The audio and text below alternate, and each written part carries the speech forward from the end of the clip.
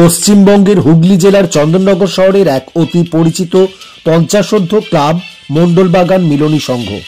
সারা বছর নানাবিধ এই সংস্থার কর্মসূচির মধ্যে পুরুলিয়া, বাঁকুড়া ও তৎসংলগ্ন ঝাড়খণ্ডের প্রত্যন্ত অঞ্চলের মূলত সবর পরিবারের সাহায্যার্থে প্রজেক্ট পুরুলিয়া নামের একটি জনকল্যাণমূলক প্রকল্প বিশেষভাবে উল্লেখযোগ্য ও গুরুত্বপূর্ণ। সংস্থার যুগ্ম সম্পাদক শ্রী শুভদীপ চ্যাটার্জি মহাশয় জানান, দারিদ্র্য সীমার নিচে থাকা সবর জনজাতিদের কাছে কিছুটা সহায়তা পৌঁছে দেওয়াই তাদের মূল লক্ষ্য। সংস্থার 2024 সালের কর্মসূচিটি চলেছে টানা 7 দিন ধরে। এই কর্মসূচি শুরু হয় 21শে নভেম্বর থেকে সমাপ্ত হয় 27শে নভেম্বর।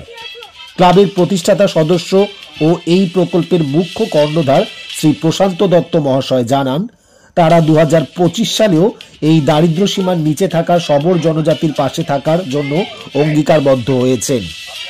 সংস্থার পক্ষ থেকে পুরুলিয়া জেলার বান্দোয়ান ব্লকের কাররু, মৃগীচামি, আমঝর্ণা, রাজাগ্রাম, শোকাবাসা, খেজুরডিহি, চিলা, শালবনি, হলুদবনি, চেকুয়া, জনিপুর, কেন্দাজোর সহ 50টি গ্রামের 782টি পরিবারের হাতে বস্ত্র, শীতবস্ত্র, কম্বল সহ শিশুদের জন্য টিফিন ও খেলনা বিতরণ করা হয়।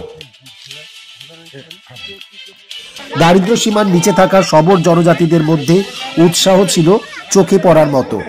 2025 সালেও তারা এই কর্মসূচি যেমন বজায় রাখবেন, তেমনি তাদের ইচ্ছা রয়েছে তারা স্বাস্থ্য শিবিরেরও আয়োজন করবেন।